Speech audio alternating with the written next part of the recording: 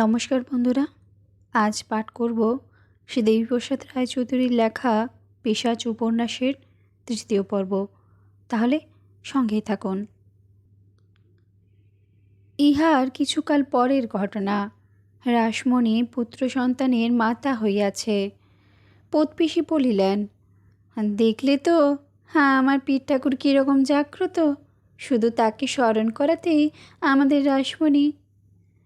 কথাটা সম্পূর্ণ ব্যক্ত হইবার আগেই পিসির দেখন হাসি বাধা দিয়া বলিলেন, থাক থাক, ঢের হয়েছে, পীর বাবাকে পীর নাম করি, কিন্তু আসলে পাঁচু ঠাকুরের মাদুলি আমি 4 বছর আগে এনে দিয়েছিলাম। পরেনি গো, পরেনি, শুধু হাত দিয়ে নেড়ে আমাকে ফেরত দিয়েছিল। ওইটুকু ছোঁয়াতেই এতদিন বাদে কাজ হলো। মাদুলিটা পড়লে কি এতদিন ঘর খালি করে বসে থাকতে হতো? উক্ত আলোচনা চলিতেছিল নলিন স্বর্ণকারের কোঠাঘরের দাওয়ায়। গত রাত্রে আতুর ঘরে ইহারাই তো সব ব্যবস্থা করিয়াছিলেন। পুত্রের বর্ণ যেন দুধ ও আলতা দিয়ে গোলা। পুষ্ট সবল শিশু মায়ের কোলজোড়া করিয়া আতুর ঘর আলো করিয়া তুলিয়াছে। পাড়ার পুরুত ঠাকুর আসিয়া আশীর্বাদ করিয়া গিয়াছেন। যে দেখিতেছে সেই বলিতেছে, আহা, ছেলে তো নয়, একেবারে রাজপুত্তর, ননীগোপালের মতোই নরম। নলিন এই শুভ খবরটি আনন্দের সহিত গ্রহণ করিতে পারিতেছিল না। পুত্র ভূমিষ্ঠ হইবার পর একদিনও সে আতুর ঘরে যায় নাই। সকলে অবাক হইয়া গিয়াছে। 3 বারের পর অমন ছেলে পেলে কোথায় বামুন ভোজন কাঙালি ভোজন করাবে তা না, কিরকম মুষড়ে আছে। আরে বাপু, এ তো মেয়ে নয় যে এখন থেকে বিয়ের ভাবনা ভাবতে হবে।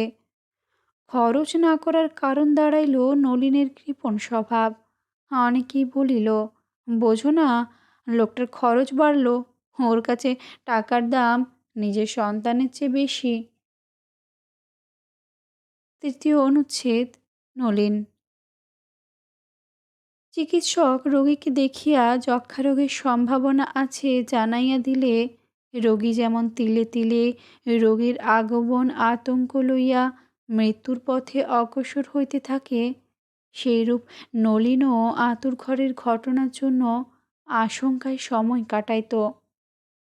যে বিপদকে দৈব কৃপায় এতদিন এড়াইয়া আসিয়াছিল, তাহা এখন বীভৎস প্রমাণ লইয়া তাহাকে এবং তাহার সংসারকে আক্রমণ করিয়াছে। এই আক্রমণের কবল হইতে নিস্তার নাই। প্রকৃতি তাহার ধর্মকে রক্ষা করিবার জন্য খড়গ ধরিয়াছে, বিরুদ্ধাচরণ করিবার শক্তি তো তাহার নাই। যৌবনকে জানিবার অবকাশ পর্যন্ত সে যে পায় নাই, কারণ যৌবন আসিবার বহু পূর্বে তাহার স্বাস্থ্যে ঘুণ ধরিয়াছিল। এতকাল স্থবিরতাকে চাপা দিয়া আসিতেছিল, এখন রাসমণির সন্তানকে নিজের নয় বলিবার উপায় নাই। পুরুষ শক্তিহীন, এ কথা সে স্বীকার করে কেমন করিয়া? নলিন মানিয়া লইল পুত্র তাহার। আতুর ঘর হইতে বাহির হইবার দিন নলিন পাড়ার লোক সাক্ষী রাখিয়া একটি পুরা মোহর দিয়া রাসমণির কোড়স্থিত শিশুর মুখ দেখিল। নলিনের প্রথম সন্তান, সোনা দিয়া মুখ না দেখিলে লোকে বলিবে কি? রাসমণির জন্য চড়া লাল পেড়ে পট্টবস্ত্র কিনিয়া আনিয়াছিল। সকলেই খুশি হইল। রাসমণি স্বামীর দেওয়া কাপড়খানিও পরিল এবং শিশুকেও নিবিড়ভাবে বক্ষে টানিয়া ধরিল। শিশুর নধর ও সুদর্শন মূর্তি নলিনের নিকট একতাল নোংরা পচা মাংসের মতো মনে হইতেছিল। উহার পুঁতি গন্ধ অসহ্য, তথাপি সকলের সামনে শিশুর গণ্ডে চুম্বন করিল। নৃশংস পরীক্ষায় নলিন তখনকার মতো উত্তীর্ণ হইয়া গেল। কিন্তু নবাগত জীবটি তাহার পক্ষে দৃষ্টিশূল হইয়া উঠিতেছিল।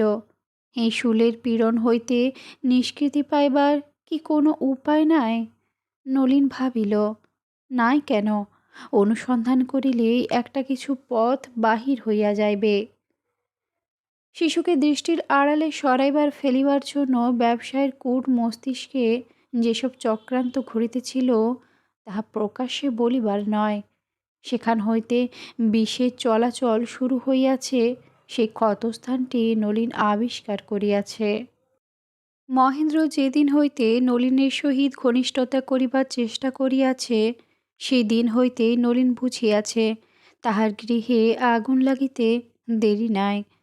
মহেন্দ্রর গতাহাতে বাধা দিবার ক্ষমতা নলিনের ছিল না, কারণ যে আকর্ষণ মহেন্দ্রকে টানিতেছিল তাহা আগুন জ্বালাইবারই উপকরণ। নলিন অন্তর্জ্বালায় ছটফট করিতেছিল, প্রাণ খুলিয়া দুঃখকে উজাড় করিয়া ফেলিবে সে উপায়ও নাই। নলিনের চিন্তাধারা একটি নির্দিষ্ট পথ লইতেছিল। চিন্তাকে কার্যে পরিণত করিতে পারিলে মহেন্দ্রর এখানে আসা বন্ধ হইতে পারে। পাড়ার লোক এখনো কানাঘুষা করিতে আরম্ভ করে নাই, কিন্তু করিতে কতক্ষণ? গ্রামে জমিদারকে আনিতে পারিলে যে যাহাই ভাবুক, প্রকাশ্যে কিছু বলিতে সাহস পাইবে না। প্রকাশ্যে এই সম্বন্ধে আলোচনা চলিলে তাহাকে একঘরে করিয়া দিতে পারে, এবং তৎসহিত ব্যবসাও যে ঢিলা পড়িয়া যাইবে না তাহার নিশ্চয়তা কি আছে? টাকায় মানুষের বল। অর্থাভাব হইলে কেলেঙ্কারির বোঝা সে বহন করিবে কেমন করিয়া? পরের ঘটনায় নলিন গভীর চিন্তার পর তাহার সিদ্ধান্ত কিভাবে কার্যে পরিণত করিয়াছিল জানা যাইবে। গ্রামের জমিদার ছোট কর্তা। নলিন একদিন বারবেলা তাহার নিকট আসিয়া উপস্থিত হইল। পিছনে ছিল একটি বাহক, দুইটি কাতলা মাছ হাতে ঝুলাইয়া। ছোট কর্তা বৈঠকখানাতেই বসিয়াছিলেন। ঘরটি অপ্রশস্ত নয়। সস্তার কেনা নকল কাঠগ্লাসের ৫-৬টি দেওয়ালগিরি, মাঝখানে মখমলের টানা পাখা, অসংখ্য তালি পড়িয়াছে। প্রথম দর্শনেই অনুমান করা চলে পাখাটি ব্যবহার হয় না। একটু নড়িলেই মখমল খসিয়া পড়িবে। ২-৪টি স্প্রিংয়ের গদিযুক্ত প্রাচীন চেয়ার, ছেঁড়া কার্পেটের উপর হিসাব করিয়া ৪ কোণে ৪টি বসানো হইয়াছে। চেয়ারে বসিবার উপায় নাই, কারণ স্প্রিংগুলা ভিতর হইতে বাহির হইয়া পড়িয়াছে। নরদেহের সহিত ঘনিষ্ঠ সম্বন্ধ হইলেই যেন কামড়াইয়া দিবে। কার্পেট চেয়ারের ব্যবস্থা যেদিকটাই ছিল, ঠিক তার বিপরীত দিকে নিচু তক্তাপোশের উপর ফরাস পাতা। ফরাসির চাদর ১ মাসের আগে রজগৃহে যায় নাই, সেই কারণে তাহার দৃশ্য অস্বস্তিকর হইয়া আছে। কয়েকটি তাকিয়াও আছে, সেগুলি তুলনায় চাদরের চেহারাটাকেও খাটো করিয়া দিয়াছে। তক্তাপোশের নিকটে অনেকগুলো পিকতানি, প্রায় সবগুলি পরিপূর্ণ। গতকাল তাসের মজলিসে ব্যবহৃত হইয়াছিল, এখনও পরিষ্কার করা হয় নাই। নবাগত আগন্তুককে সাবধানতা অবলম্বন করিয়া ফরাসের দিকে অগ্রসর হইতে হয়, নিষ্ঠিভন আদারগুলি ঠিকরাইয়া পড়িবার ভয়ে। ঘরের একটি কোণে ৪-৫টি বিভিন্ন চিহ্নযুক্ত হুকা, একটি সাধারণ ফর্সি কলকে ও টিকার সরঞ্জাম, এনামেলের একটি রংচটা প্লেটও আছে। ইহাতে কাঁচা তামাক রাখা হয়। সংক্ষেপে ঘরের আসবাবপত্র দেখিলেই গৃহকর্তার রুচি সম্বন্ধে নিঃসন্দেহ হওয়া চলে। ছোট কর্তা আসলে বড় কর্তার ছোট ভাই। বড় কর্তা বুড়োবাবুর প্রথম পক্ষের পুত্র। বাল্যকালে কি এক সাংঘাতিক অসুখে মাত্র ১ রাত্রি ভুগিয়া মারা যান। বড় কর্তার বিধবা মাতাও বছরখানেকের ভিতর পুত্রশোক সম্বরণ করিতে না পারিয়া তাহার পদানুসরণ করেন। উভয়ের মৃত্যু সম্বন্ধে অনেকে অনেক কথাই বলেন। বলুক, উপস্থিত আমাদের লোকমতের সহিত কোনো যোগ নাই। বড় কর্তার মৃত্যুর পর বড়বাবুর দ্বিতীয় পক্ষের স্ত্রীর একমাত্র সন্তান ছোট কর্তাই। বংশের একমাত্র ওয়ারিশ সাব্যস্ত হওয়ায় সমস্ত সম্পত্তির মালিক তিনিই হইয়াছিলেন। ছোট কর্তা দেখিতে মন্দ নয়, নধর গোলগাল চেহারা, জোরে হাঁটিলে গণ্ডদয় শিশুর মতোই দুলিতে থাকে। তাসের বৈঠকের লোকেরা বলে, বাবুর জমিদারির মতোই চেহারাই বটে। একে নধর চেহারা, তাহার উপর কাঁচা বয়স ও গ্রাম্য উপযোগী আর্থিক সচ্ছলতা থাকায় অনেক বিষয়ে তিনি আকর্ষণের কারণ হইয়াছিলেন। আকর্ষণের শক্তি যখন ছিল, তখন ধরিয়া লইতে হইবে, শক্তির ব্যবহারও হইত। কিভাবে হইত সকলে জানিবার সুবিধা পায় নাই। নলিন মাছ দুইটি দরজার নিকট রাখিয়া জুতা খুলিয়া ভিতরে প্রবেশ করিল এবং করজোড়ে বলিল, হুজুর, সামান্য নজর এনেছি। ছোটকর্তার ভোজনপ্রিয়তা সম্বন্ধে সুনাম ছিল। কাতলা দুইটি তাহার লাগিল ভালো, ভজা পুরাতন ভিত্ত। তাহাকে ডাকিয়া মাছ দুইটিকে ভিতরে লইতে যাইতে আদেশ করিলেন। তাহার পর নলিনকে নিকটে ডাকিয়া জিজ্ঞাসা করিলেন, কতদিন তোমাকে দেখিনি, বাড়ির সব খবর ভালো তো? আগে হুজুর, আপনার কৃপায় দিন চলে যাচ্ছে। হুজুরের কাছে এসেছিলাম হে বরফি চুড়িগুলো দেখাবার তরে, তাই এর দামটা কি আপনার নামে লিখে রাখবো? ছোটকর্তা আকাশ হইতে পড়িলেন, সে কি, আমি রূপোর চুড়ি নিয়ে কি করব? আগে হুজুর, আমিও তো তাই ভাবছিলাম, তবে ওই পাড়ার গয়লানি ছুরিটা। ও পাড়ার গয়লানির নাম করিতেই ছোটকর্তা বুঝিলেন ব্যাপারটা গোপন নাই। এখন স্বীকার না করিলে খবরটি চারধারে ছড়াইয়া পড়িবে। গ্রামময় রাষ্ট্র হইলে জিয়ানো জীবগুলির অভিভাবকরাও সাবধান হইয়া যাইতে পারে। তাছাড়া এইসব বিষয়ে একাধজন জানিলে তত বেশি অসুবিধার কারণ নাই। খবর ছড়াইয়া পড়িলেই সব দিক দিয়া ক্ষতি। জামতলা জমিদার কন্যার সহিত বিবাহের কথা চলিতেছে। 20,000 টাকার বন্দোবস্ত একেবারে ফাঁসিয়া যাইবার সম্ভাবনা খুব বেশি। ছোটকর্তা আপ্যায়িত করিয়া নলিনকে মাটিতে বসিতে বলিলেন। নলিন নিজের বুদ্ধিকে তারিফ করিল, কিন্তু বসিল না। জোর হস্তে বলিল, হুজুর, আপনার সামনে ও কি কথা বলছেন? তাহলে কি হুকুম হয় হুজুর? ছোটকর্তা চুড়িটা হাতে লইয়া বলিলেন, তুমি চমৎকার কারিগর তো। হুজুর, বাপ দাদার জাত ধর্ম আর আপনাদের নেক নজর নিয়ে যেটুকু ক্ষমতা আছে তাই নিয়ে দিন কাটিয়ে দিচ্ছি। হ্যাঁ, এইবার মনে পড়েছে, গয়লানিটা সেদিন পায়ে এসে পড়ল। ওর কী রকম বোনের বিয়ের সম্বন্ধ এসেছে, কয়েকটা গয়না না হলে মেয়েটার বিয়ে হয় না। কি আর করি, বললাম, আর নলিন সাগরাকে আমার নাম করে বলিস, যা দাম হয় দিয়ে দেব। গরিব লোক, কি আর করি বল? তা তো ঠিক কথাই হুজুর। আপনি কত বংশের ছেলে, গরিবের মা বাপ, আপনি না দিলে কে দেবে? স্তুতি বাক্যগুলি যেন নলিন আসিবার পথে মুখস্থ করিয়া আসিয়াছিল।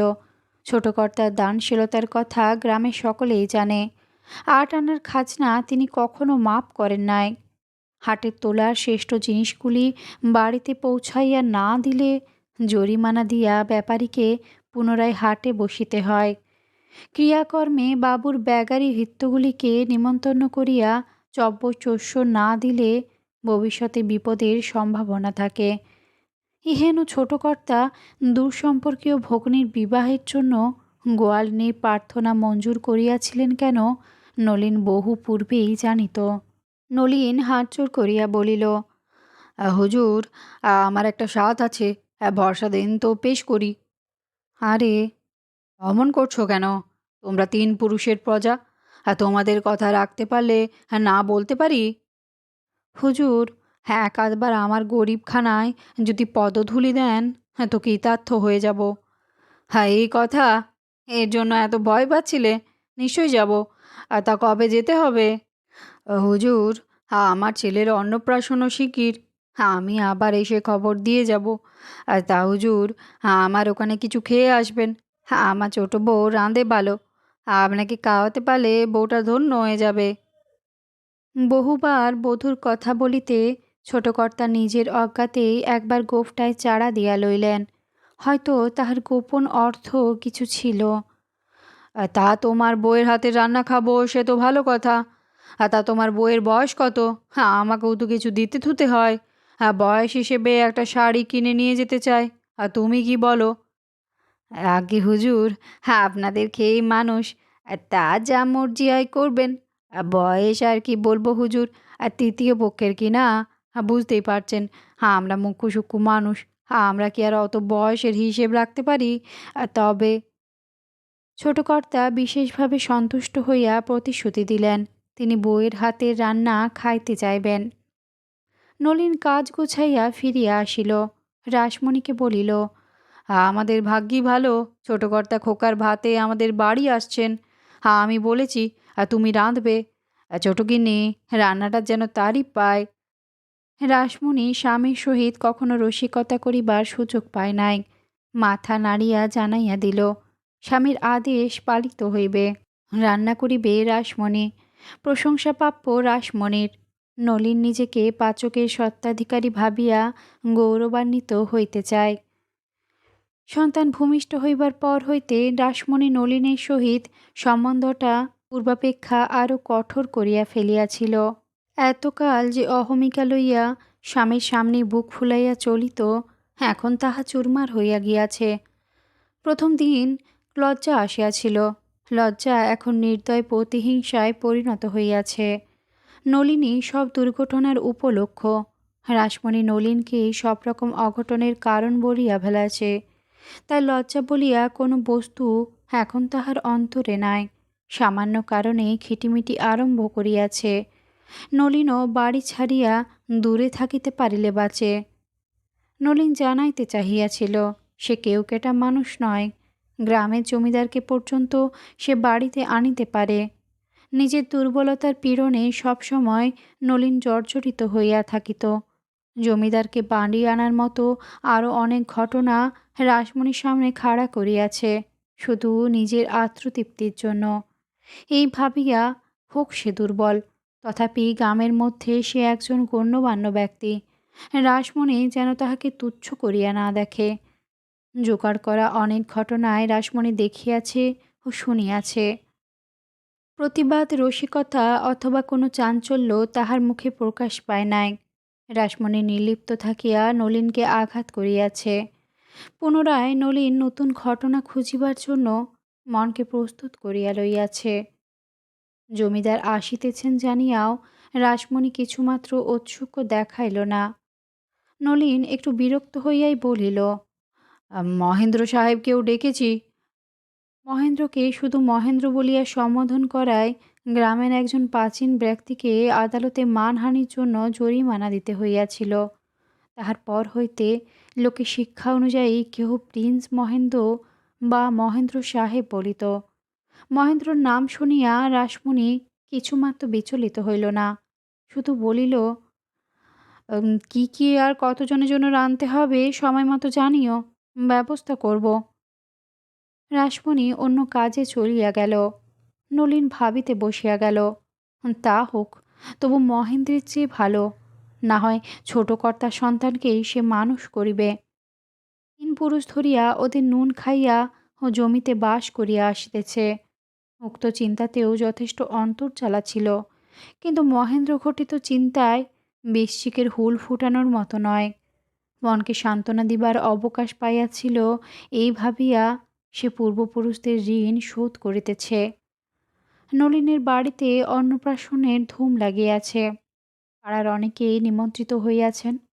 ছোট মেয়ের দল নানা রঙের কাপড় পরিয়া ইতস্তত ঘুরিয়া বেড়াইতেছে। এমনই সময় ছোট কর্তা পালকি করিয়া নলিনের বাড়ি আসিয়া উপস্থিত হইলেন। যে যেখানে ছিল ভিড় করিয়া ছুটিয়া আসিল জমিদারবাবুকে দেখিবার জন্য। চেহারা অন্যান্য সকলের মতো রৌদ্রে পড়া নয়, দেহবর্ণে জলুসের স্বাতন্ত্র্য আছে। বেশের মধ্যে শৌখিনতা উগ্র হইয়া উঠিয়াছে। সদালাপের প্রকাশভঙ্গি অত্যন্ত সংযত। প্রতি প্রশ্নের উত্তর দিতেছেন মৃদু হাসিয়া। হাসিটিও কম শাসনের নিক্তির ওজনে প্রকাশ হইতেছে। এতটুকু বেশি নয়, এতটুকু কম নয়।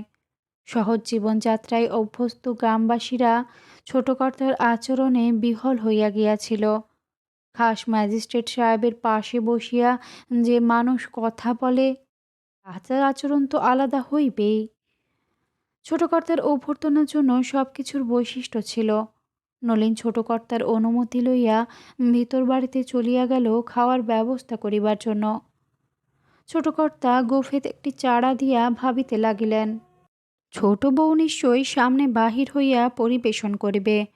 বয়সটার কথা মনে পড়িতেই আর একবার গোফে চাড়া দিয়া বঙ্কিম দৃষ্টিতে ডগাটা দেখিয়া লইলেন। নলিন সেই যে ভেতরে ঢুকিয়াছে, আর ফিরিবার নামটি নাই। ছোট কর্তার ধৈর্যের উপর অত্যাচার হইতেছিল। পুরুষের ভিড়ও অসহ্য হইয়া উঠিয়াছে। পাশেই আশা টোসা লইয়া দণ্ডায়মান হুকুমদারকে ডাকিলেন। হুকুমবরদার আসিলে বাগদিপাড়া সেই নেলাকাপা ছোড়াটা। আজ কয়দিন ধরিয়া ছোট কর্তা নিজে তাহাকে রঙ্গমঞ্চে রিহার্সাল দিবার অনুকরণে আদব কায়দা শিখাইয়াছিলেন। ছোড়াটাকে কুর্নিশ করা শিখাইতে গিয়া কতবার তাহাকে সেলাম করিয়াছেন, তাহার ইয়ত্তা নাই। এত কাণ্ডর পর কেনা বগল চুলকাইয়া দুইটি মাথা হাত রাখিয়া সামনে আসিয়া দাঁড়াইল। যেন একটি সং সাজাইবার দায়িত্ব ছোট কর্তা নিজেই লইয়াছিলেন। যে আজকানটি বেচারা পড়িতে বাধ্য হইয়াছিল, তাহা ঝাড়া 6 ফিট দীর্ঘ।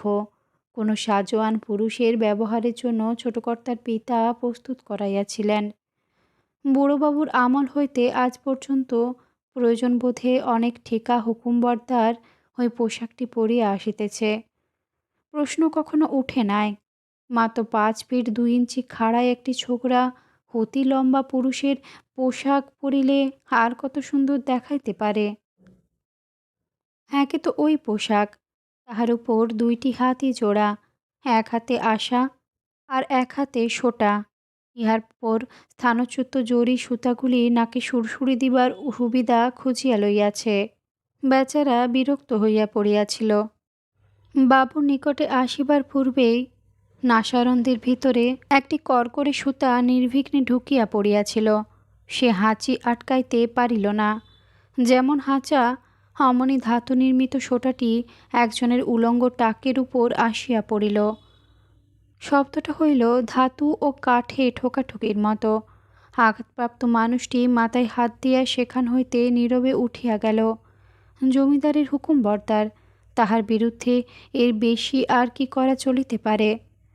ঘটনাটির পর ছোকরা আশা সোটা 2টি মাটিতে রাখিয়া কোনো প্রকারে আচকান সামলাইতে সামলাইতে বাবুর সামনে আসিয়া দাঁড়াইল। পড়িবার সময় বহু পুরাতন আচকানটা দেখিয়া পড়ে নাই। ভিতরে একটি আরশোলা আস্তিনের গুপ্ত স্থান হইতে বাহির হইয়া পরম আনন্দে কর্দমাক্ত ঘাম ভক্ষণে নিজেকে নিযুক্ত করিয়া ফেলিয়াছিল। আরশোলার কামড় খাইয়া হুকুমবর্দার কুর্নিশ ভুলিয়া যদি বগল চুলকাইতে থাকে, তাহারা দোষের কি থাকিতে পারে। ছোট কর্তা তাহার ব্যবহারে রুষ্ট হইয়া হুকুম করিলেন, দেখে আয়, আর কত দেরি। কাহাকে অথবা কি দেখিতে হইবে তাহার উল্লেখ ছিল না। বেচারা ফাপড়ে পড়িয়া গেল। জিজ্ঞাসা করিল, তা বাবু কি দেখিতে বলতেছেন? ছোট কর্তা তাহাকে অতি নিকটে ডাকিয়া প্রায় কানের কাছে গিয়া বলিলেন, হারামজাদা, তোর মাথা আর মুন্ডু আমার সামনে থেকে বেরিয়ে যা। যে আগে বলিয়া ছোকরা পোশাক পরিয়ায় বাগদিপাড়ার দিকে রওয়ানা হইল।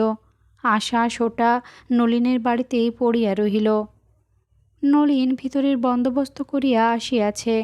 ছোট কর্তাকে গাত্রোত্থান করিবার কথা বলিতে ছোট কর্তা বলিয়া বসিলেন, আমার সঙ্গে অনেক লোক খাবে না কি হে? আমি তো সকলের সামনে খেতে পারি না, একটু নিরিবিলি হলেই ভালো হয়। নলিন আশ্চর্যান্বিত হইয়া বলিল, সে কি হুজুর, আপনাকে আমি সকলের সঙ্গে এক পংক্তিতে খেতে বলতে পারি? আপনি হলেন আমাদের রাজা লোক। ছোটকর্তা হৃষ্ট হইয়া উঠিলেন। গোপটায় চাড়া দিবার ইচ্ছা প্রবল হইয়া উঠিয়াছিল। নিজেকে সংযত করিয়া কেবল আর চোখে ডগা 2টা দেখিয়া লইলেন। নলিন পথ দেখাইয়া ছোটকর্তাকে ভিতর বাড়িতে লইয়া গেল। রাসমণি জমিদার সম্বন্ধে অনেক কথাই শুনিয়াছে, কিন্তু দেখিবার সুবিধা সে কখনো পায় নাই। যেসব বর্ণনা শুনিয়াছিল, তাহাতে গুণাধারকে দেখিবার জন্য উচ্ছ্বসিত হইয়া উঠিবার কোনো কারণ ঘটে নাই। রাসমণি বৃহৎ ঘোমটা টানিয়া ছোটকর্তার পদধূলি লইল। কাপড়ে সমস্ত দেহ আবৃত থাকিলেও চরণস্পর্শকালে দক্ষিণ বাহুর পূর্ণ গঠন প্রকাশিত হইয়া পড়িয়াছিল।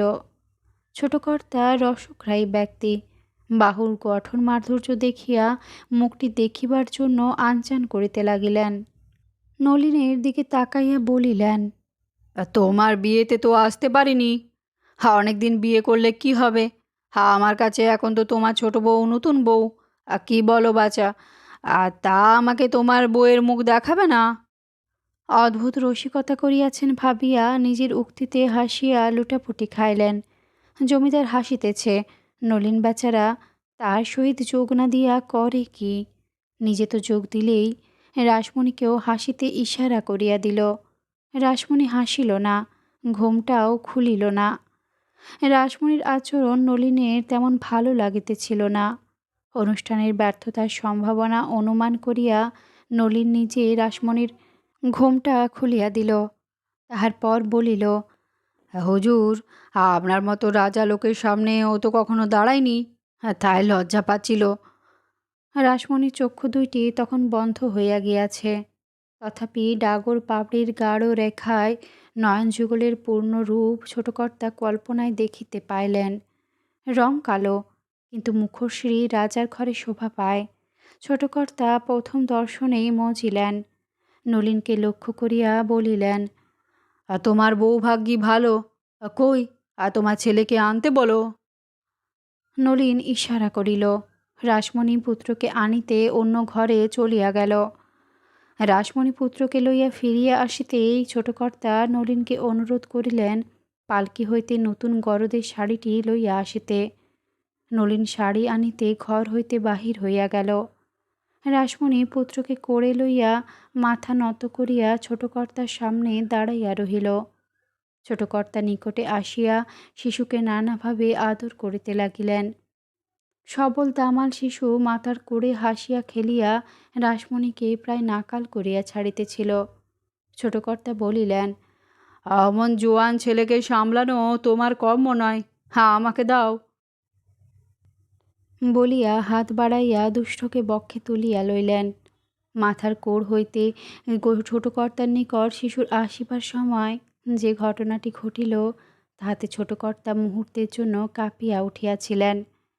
নলিন শাড়ি লইয়া ফিরিয়া আসিতেই ছোটকর্তা শিশুপুত্রকে নলিনের নিকট দিয়া তাহার নিকট হইতে শাড়িটি লইয়া রাসমণিকে দিবার জন্য হাত বাড়াইয়া দিলেন। সময়টা বাড়াইয়া লইবার জন্য ছোটকর্তা শাড়ি কিভাবে কিনিয়াছিলেন, কোথায় কিনিয়াছিলেন, কত দাম দিয়াছিলেন তাহার ব্যাখ্যা করিতে লাগিলেন। চোখের সামনে নলিন এই দৃশ্যটি দেখিতে চায় নাই। ঘটনাটি ঘুরাইবার জন্য নলিন বলিল, কাপড়টা এখন আমাকে দিন। আপনার খাবার জুড়িয়ে গেল। আহার সমাপ্তির পর ছোটকর্তা বাহিরে আসিয়া নলিনকে একলা পাইলেন। অন্য নিমন্ত্রিতদের তখন পংক্তিতে ডাক পড়িয়াছে।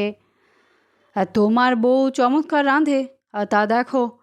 তোমার ছেলের মুখ দেখার জন্য সোনার কিছু দিতে হয়। ভুলো মন সঙ্গে আনতে পারিনি। তা গয়লানির বরফি চুড়ির দামের সঙ্গে তোমার ছেলের জন্য একটা সোনার বালার দামও জুড়ে দিও। এর জন্য তোমার বাণী তেমন কিছু বেশি পড়বে না তো। হাজার হোক তোমার নিজের ছেলে। কি বলো? নলিন করজোড়ে বলিল, যে আগে হুজুর।